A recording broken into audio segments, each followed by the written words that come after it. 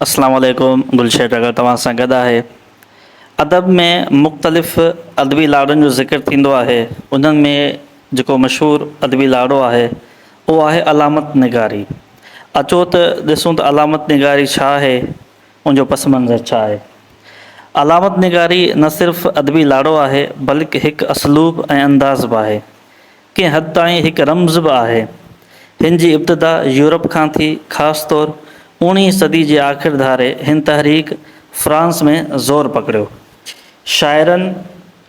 शाइरनि में मुरविज बयानी अंदाज़ खे छॾे अलामत निगारी वारो उञाण इख़्तियार कयाऊं।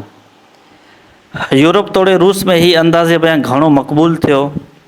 सिंधी अदब जी तारीख़ ते नज़र विझण सां मालूम थिए थो त अलामत निगारी जो लाड़ो तमामु क़दीम आहे।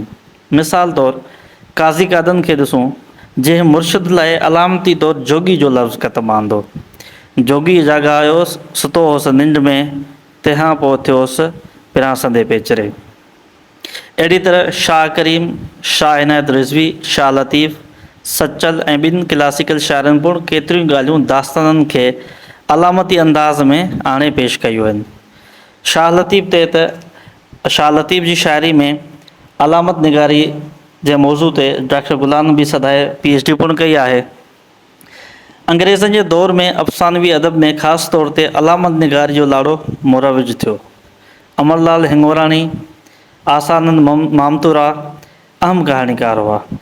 विरहाङे खां पोइ अमर जलील, माणक, अब्दुल हक आलमानी ऐं ॿिया जेके बि कहाणीकार हुआ या शाइर, उन्हनि खोड़ ॻाल्हियूं अहिड़ियूं आहिनि जेके सिधो कोन करे सघिया, त उन्हनि अलामत में उहे ॻाल्हियूं कयूं आहिनि। ख़ासि तौर ते अफ़साननि में अमर जलील जा जेके तव्हां अमर जलील जूं कहाणियूं पढ़ंदव त उन में तमामु घणी असांखे अलामत निगारी मिलंदी।